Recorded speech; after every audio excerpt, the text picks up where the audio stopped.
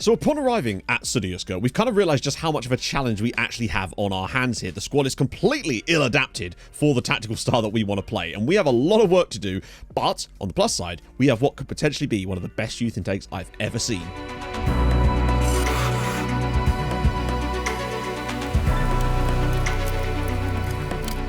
If you have been enjoying the series up to this point, do drop a like on the video. That would be most fantastically helpful of you. I really do appreciate it. And since it is the start of the week, it is time to thank new patrons. And this week it is PSC Plays. So thank you super duper lots for that. And yeah, seriously, just thank you everyone for supporting the series. And it's really been fun so far. And I'm looking forward to seeing what we can achieve at our brand new side. Even if we're going to have the mother of all teething problems, and that's fine. That's part of the fun. So here we are, of course. I've had a brief little look around of a few extra bits since the last recording, but honestly, I kind of wanted to start in a little bit fresh today. One thing I have done is what we're going to switch over to right away, because there's more stuff today than I actually thought. My original plan was that today we were just going to do the final matches of the preliminary stage, which is only 5 games, nice and easy stuff for us, except there's more stuff in there that I completely glossed over. And that is the fact that, firstly, as was pointed out in the comments, our first league match in charge of the team is hilariously against Esbjerg, the team that turned us down for the job, the local rivals who of course are in massive trouble in real life, as I found out after that. But needless to say, that isn't going to stop us from trying to beat them, because obviously they've wronged us and I want to set things right. But in addition, I can't believe I didn't see this, they're in the Europa League knockouts.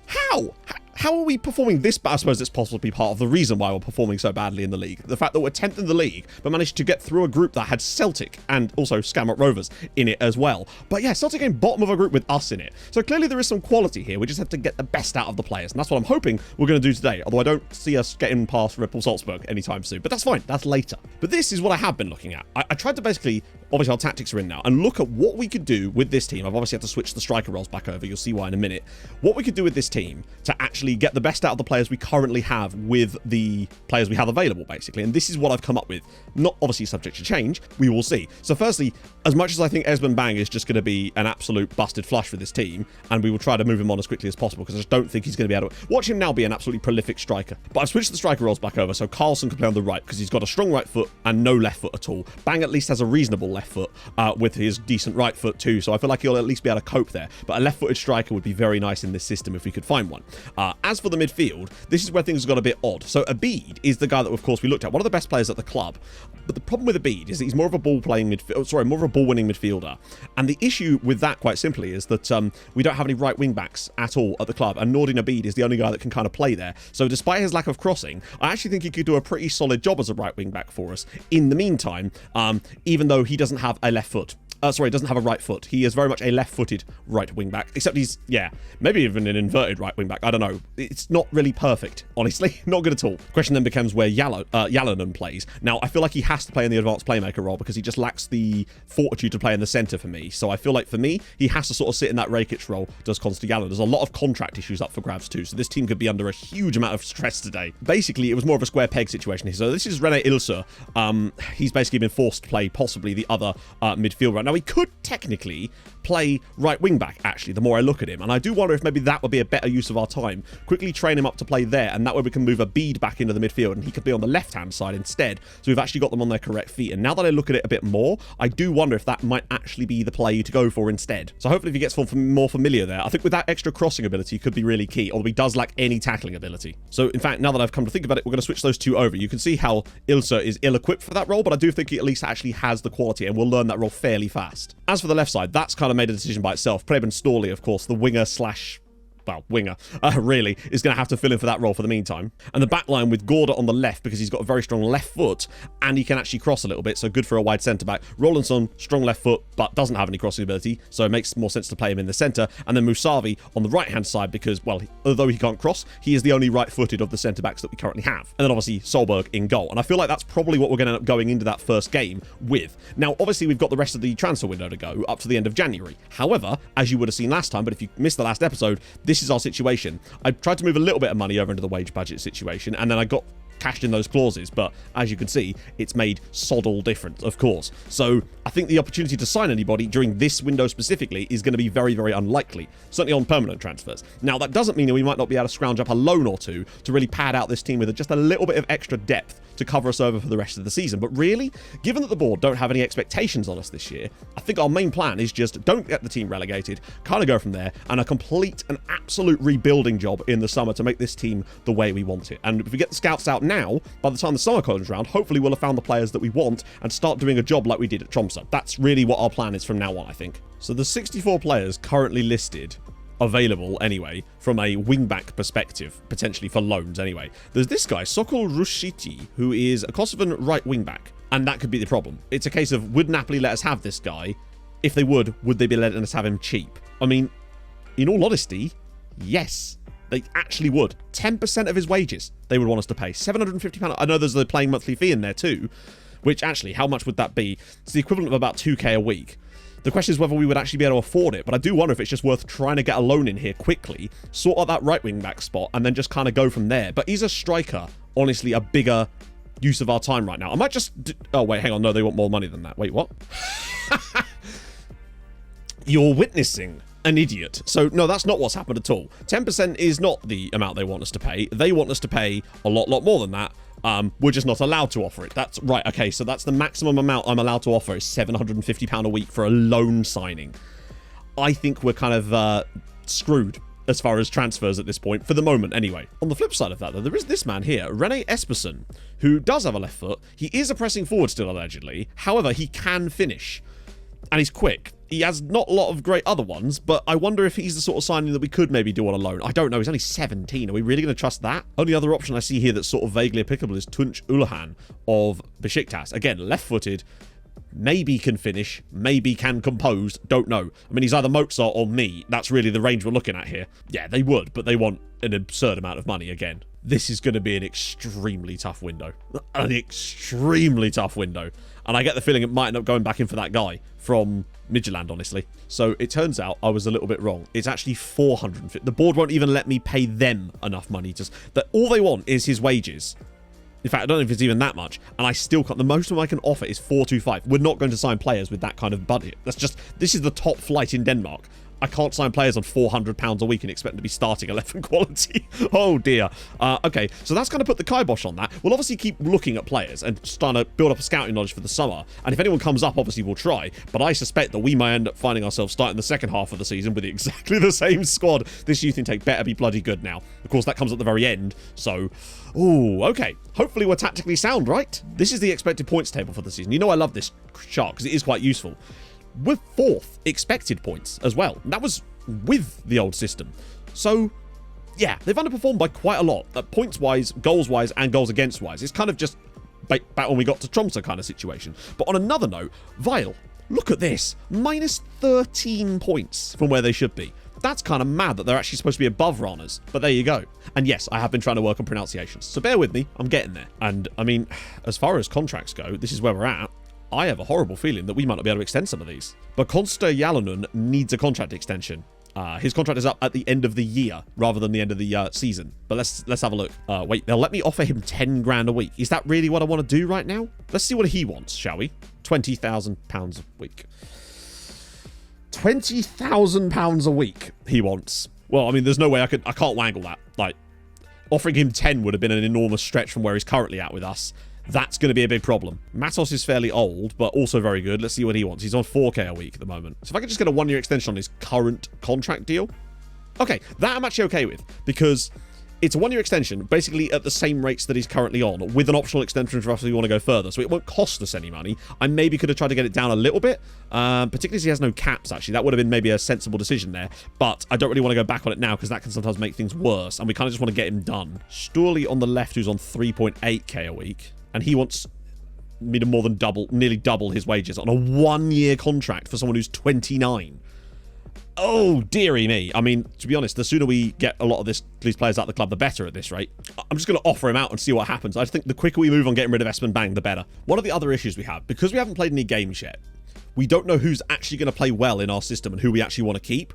So I do wonder if I should hold off on pretty much every other one of these for the moment, especially the guys that have got like a full year left on their deal. The 6-month guys, it's going to be a case of we're just going to have to bite the bullet on them. But for the guys that have got a full year left, we'll have some months to assess them to try to get them to either drop their wage demands, sort out our finances a bit, or just try to make a better decision right now. So I'm going to just get out of that. So both Bang and B scored. Is he injured? Oh, he's got a hip injury. Of course he does. Of course he bastard does. Adrian B scored's been out on the jet skis. Even in Denmark, you cannot escape the jet skis. Other problem we've got is if we do get a deal for Bang, which is good, that'd be lovely, but we still don't have anyone to replace him, and that's the other problem. We might just end up having to hold on to him for the summer. But I kind of want the money. Could have asked the board for a senior affiliate. Maybe we could get a senior affiliate, get some cheap loans from them, and it will tide us over in the meantime. Surely, given the financial situation, the board will want that, right? Should work with what you have for now. Well, that'd be lovely, Bjorn. If only you'd, I don't know, extended their contracts. How about that? Good news, everybody. Maybe. Offers made for SønderjyskE's Bang. What we're looking for... Oh, for God's sake.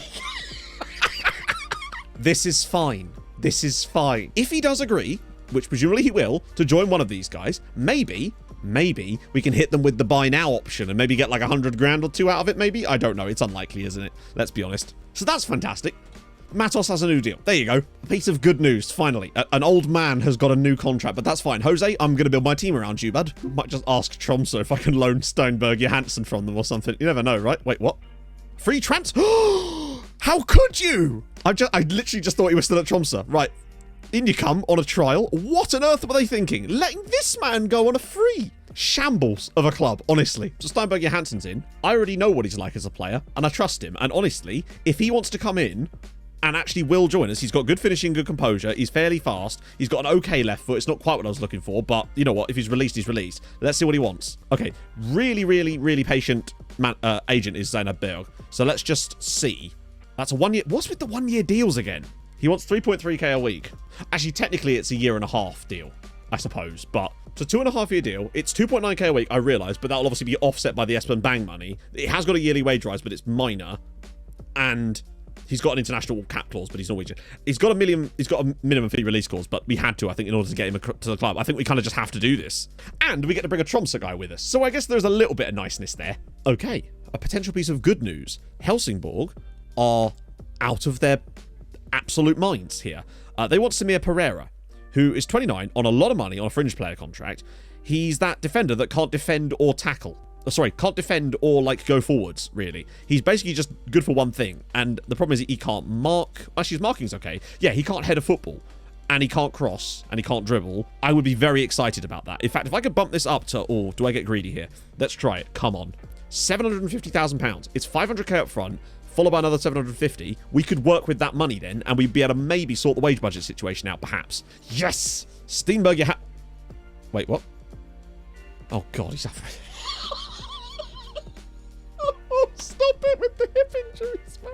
I'm going to put a fitness thing on here in future because I feel like that's really important information. We're still going to sign him. He has failed the medical, but I am still going to sign him because I feel like he's a quality player for the future. Not for the future, for now, when he's finally back fit again. And he should be fit again by the time we actually have to play matches, but for the love of God with the hip injuries. So Steinberg Johansson is into the club. He's only got 12 finishing and 13 composure, but he's better than Espen Bang in those situations. Let's be straight on honest with that one. The man has history of scoring goals for Tromsø. We've seen him do it in the past. Now, what that means for us, I don't know, but he's at least a little bit quick, I suppose, when he's not on a jet ski. He's quicker when he's on a jet ski in a way, but he's in, I suppose, so that's done. Okay, so Espen Bang is amazingly going to Degerfors. What is with all the former club connections we're having today here? He's going, right, see if we can sell now. Would they accept 200k? They actually did it! Wow. They just paid us £200,000 for Espen Bang on purpose. Okay, Pereira's going for 750 grand, which is great because that now does put us in a much better position. It gets his wages off the bill, which brings us right down, and it actually gives us a bit of transfer budget, which admittedly I'm not allowed to touch at the moment because of ongoing I think it's because of the staff contracts at the moment. But once that's done, we should actually have a bit of money to work with, incredibly. We also have this chap, Lars-Erik Pedersen, who could potentially go as well. Though he's quite a solid midfielder, and he wants to go back to Norway. Again, another player that's missing home. So surely I've brought you a taste of Norway back with me here. I mean, if someone wants him. Also, I just noticed I have the option there of allow a leave of absence, but I don't think that would make much difference here. Napoli have got a new option here for us. They don't want to pay monthly fee, but they do want us to pay 80% of his wages, which is 6k, I realise. But we could always move some around a little bit, and it would at least give us a right back to allow Abid to play in the midfield. And I wonder if we just do one thing for half a season get Sokol Rushiti, even though there's a lot of things up in the air about him, potentially. It might be what we have to do here. Okay, so it's happening. This is a moment of truth for us. That's not bad, but what about this? Okay, crossing, not brilliant, but also pretty solid. Dribbling, really good, actually. Tackling isn't great. Marking's decent. Position. I think that's actually a good piece of business for us for what? Yeah, it's literally just for 6 months, just to get him in, solve that problem for us in the meantime. One thing I have noticed, though, is that unfortunately it was one of those ones where I saw wing back and I thought, oh, that's fine, but they're expecting us to play him as a right wing back, like a fullback wing back. Hopefully they won't be able to recall him once we're out the transfer window, so we can at least get through to the end of his loan deal. I think that's actually okay, even if it's a lot of cash for us, but I think we just had to do something with the money we had at hand at this point, as in now we have. Louis Gordon have actually offered us £550,000 for Eric Pedersen, and I'm going to try to take this because, unless I can offer a little bit more, because he said that he's going to explore his options, which means he's not going to sign a new contract with us. He's now been transferred this by request, and I feel like we kind of almost have to do this, because otherwise we'll get no money for him. And if we could actually get 650 grand for him, I know that we're shedding a lot of players at the moment, but we've got to just think about next season, really, and cleaning out the squad, getting some money in the bank to go with, and then being able to rebuild it from scratch, really, because that's what we're going to have to do. And getting money for these guys when we would lose them for free anyway, I think we have to do it. So here we are, our first game in charge of SønderjyskE against Rana's today. We're going to do the Esbjerg game as another sort of more focused game in a bit as well. But I wanted to, we had to show the first proper match in charge, even though it is only in the Seedbank Pokalon.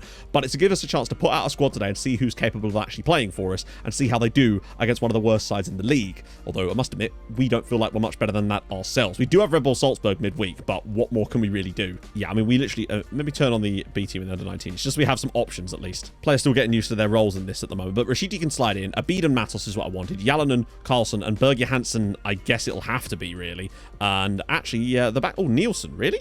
Where's my man? We appear to have an injury as well that's going to prevent our right centre-back, whose name has already escaped me, from playing. Well, I'll be damned. They have a mandated goalkeeper on the bench. Maybe I don't like Denmark so much after all. Now, this tie is annoyingly two-legged as well. I have no idea how this team is going to perform today. In the snow as well. So apologies in advance for that. But, yeah. I just have no idea what we're going to expect here. But it's obviously very early days. It's going to take some time for these guys to get used to our style of play. And I really do think that it's a case of just stay up this season and we can build for the future next year. I mean, if we do get relegated, maybe they wouldn't sack us, honestly, at that point, and we could have to rebuild from the second tier. I'd hope not, though, because you don't really want that. Berge Hansen's already through! And a good save from the keeper. No idea if any of these names are going to be players you're going to hear much of from us when we're actually at the club, but maybe some of these names that are in this 11 right now are players that will do amazing things, and who knows, maybe one of them might even be a player that could be in our squad when we win that title one of these days. Good ball through, Berge Hansen's onto it, Steinberger Hansen, good save, really good save, lovely play though. Here we go. Matos. Can he find Carlson? Ball in. Carlson's header is scored! Christopher Carlson. SønderjyskE 1. Rana's 0. That's the first goal since we've taken over. Yep, I think that was the right move, putting him to those corners. Come on! Where has Carlson gone? Why is Oh, I just took him off, didn't I? Damn it! SønderjyskE 1, Rana's 0. We won the match. That's the main thing. We were definitely the better side on the night. I saw the build-up play, and I was liking it. I saw a lot of good stuff. The interchanges of passing. It feels that they're starting to get to grips with what I want to see from the lads, and that's definitely a good sign about what's to come. And we've put them to bed pretty comfortably there, honestly. And just getting a win, honestly, is a really good start. It makes me feel like this is definitely a doable task. Just staying up, honestly, this season. That's what we need to do. Not being funny, right? I didn't even notice this. Robert Topholt is a coach here. I didn't sign him. He was here when we got here.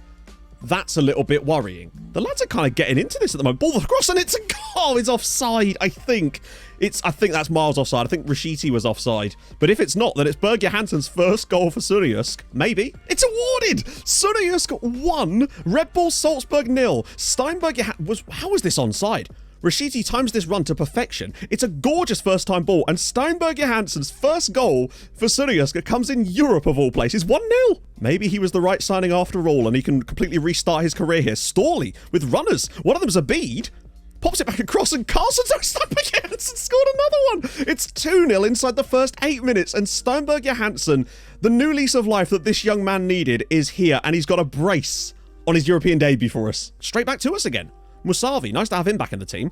Oh, it's poor from us, though. Chance for a breakaway. Loads of space in behind now, and Umo's in here. That was poor from us. We need a big save from Isaac Solberg here, and he has not been able to do it. It's a great goal from Kabir Umo. Out against the run of play massively. Red Bull Salzburg back in the game. 2-1. And I think we thoroughly deserved it. Honestly, we could have had more goals. Had tons of chances after that, but those 2 early ones from Steinberg Johansson, his first 2 for the club, man of the match for him, thoroughly deserved, means we beat Red Bull Salzburg. Now, they actually only got 2 points in their Champions League group, admittedly, so they dropped down from 3rd spot in Champions League with 2 points. That's how bad they were in Europe. So maybe there is a chance for us here. We played fantastically today.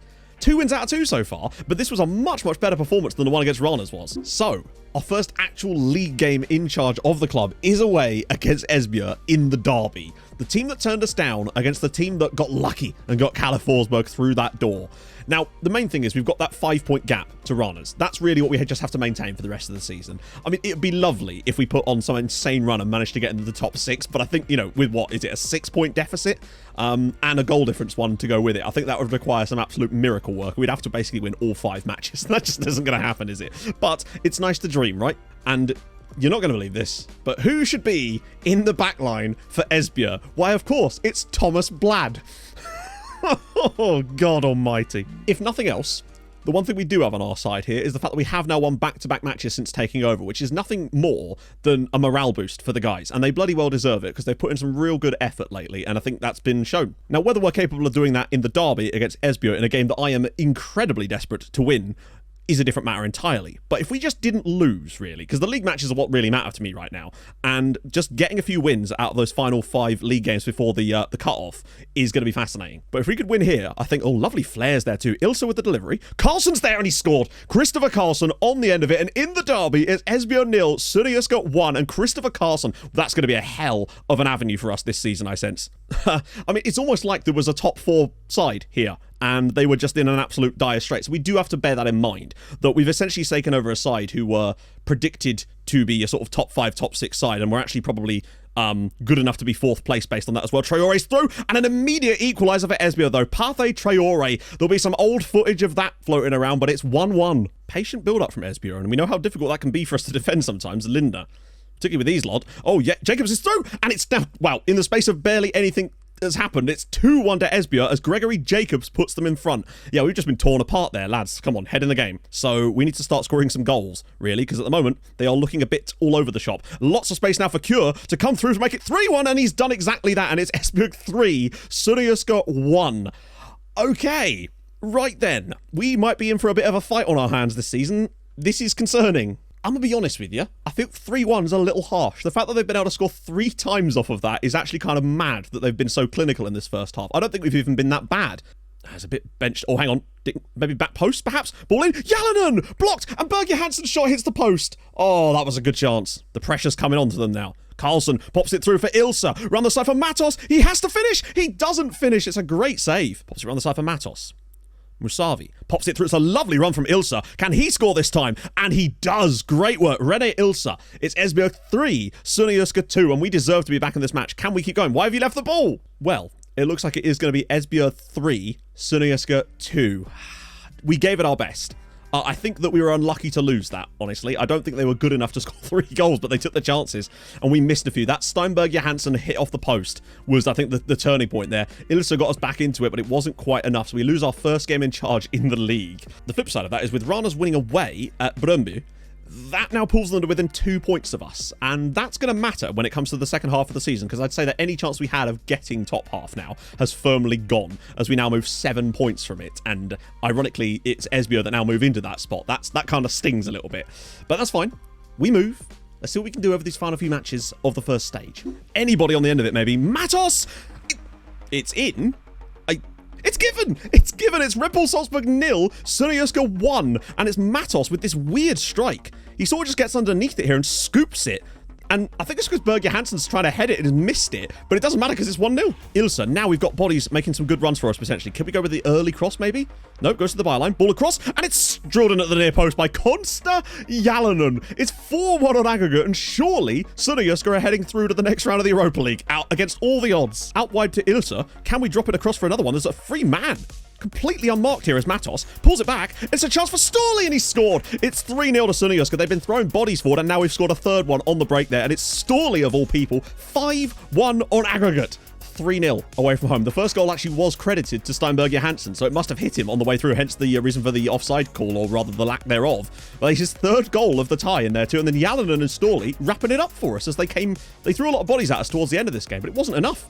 That's incredible. Of course, that means more games now, which means there's no way we're getting to the start of the next stage by the end of today's video. There just isn't. So, lowest rank. We've got 8 coefficient points. This must be one of their first efforts at Europe, and we've just taken over. But look, no matter who we get, it's going to be an insanely tough tie. And it is Dynamo. Oh my God, we got one of the other. Oh, no way. We got one of the other lowest ranked sides in the tournament in Dynamo Kiev. Surely we couldn't go another round. This is outrageous. Dropping all over the place. And look at this. Oh, look at this. Matos drops it through. Berg Johansson to finish it, and he does exactly that. It's Silkeborg. Oh, it's offside. Oh, that must have been close.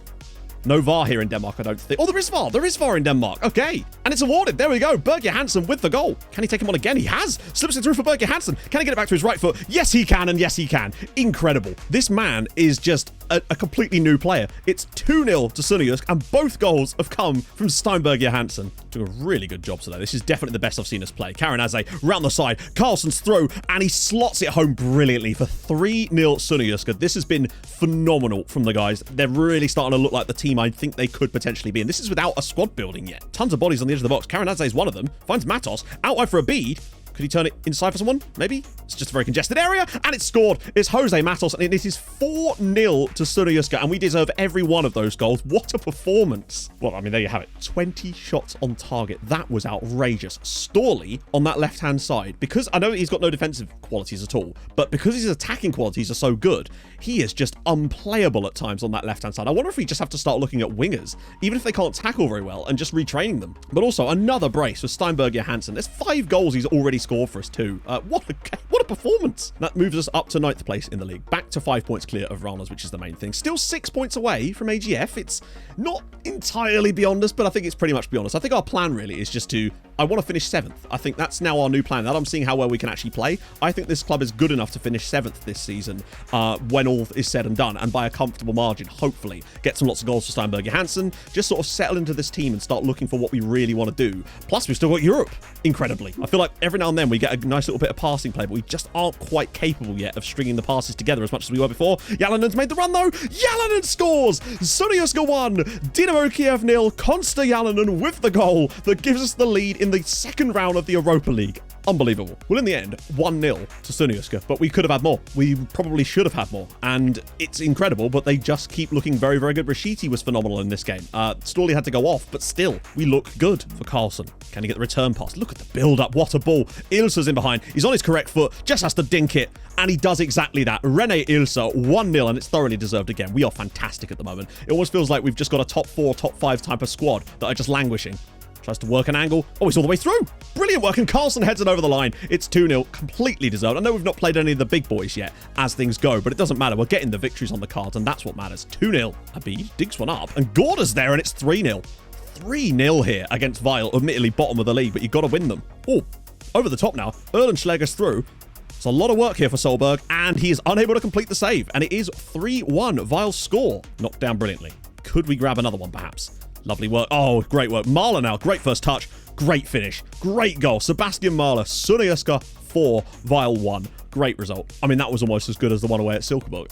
I just feel like we've basically taken over a side that are sort of top 4, top 5 quality in this league and just happen to be languishing massively because they've clearly got the quality, as you can see by how much we're beating these sides around us now. Now, I know we've only really played sides that are down there with us at the moment, but we've got the results against them with the exception of Esbjerg. That'll be very different when we come against the likes of Brøndby and Copenhagen and Nordsjælland and Midtjylland, those sort of sides. But at the very least, at the moment, it looks like they're very, very stable. You never know. Maybe we could still get top 6. And actually, as it goes, it is still possible with the way the results have gone as things stand. We're only 3 points away from 6th place AGF. Surely we couldn't get into the top 6 from where we are right now, but our goal difference is a lot better than it was.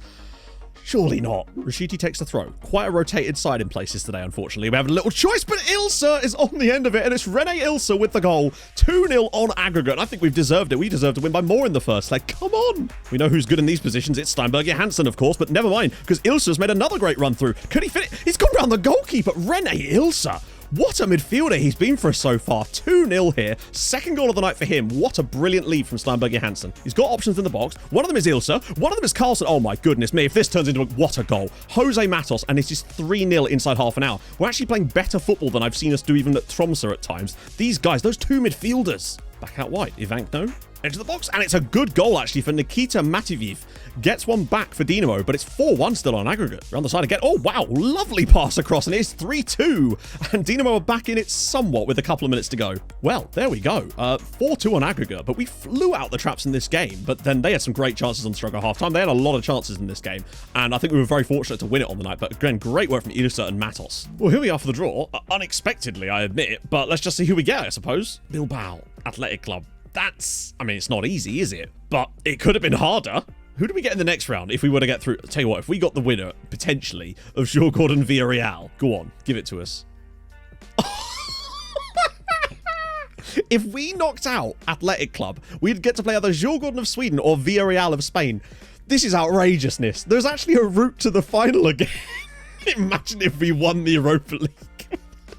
It's unlikely, I'll admit, but imagine the scenes. I think we might be the only Danish team left in Europe. But nevertheless, I think we are going to have to leave it there. I was hoping to get through a lot more, but obviously with all the extra games that have been thrown in because of Europe that I wasn't expecting, and obviously taking a little bit of time over other things, I won't be able to complete it all today. But don't worry, next video we'll have youth intake, which is that's guaranteed next time around, which is going to be extremely exciting, as well as seeing how far we can push things in the league. You never know, we could still get top half. And then of course there's the little measure of the Europa League in there, but I think we've done pretty well so far. What's that, 6 wins out of 7 since we took over? And pleasing, you know, 2 wins out of 3 in the league. We've managed to win some games in Europe too, which gets us some money. I think this team is definitely a lot better than their league position would suggest. Like, I think that's very, very clear. And I think we've made them a bit better tactically as well, where towards the point where next year, I'd be disappointed if we're not challenging in the top 3 or 4 spots in the league. Although it will be very interesting to see how we cope against those sides, which we're going to find out because we're playing 2 of them next time. So if you have enjoyed this and you're looking forward to our time at SønderjyskE, because I bloody am, now that I've seen the way we've started off, drop a like. It's nice to see Steinberg Johansson back as well. Getting an old face in the team has really helped me feel more at home here too. So yes, do that. Subscribe if you're new. I stream on Twitch, as you know, on Tuesdays, Thursdays, Saturdays, so follow it too. If we could get 300 likes, that'd be lovely. But if not, then that's fine too. I'll see you guys soon. Hold your gun. Capybara. Bye-bye.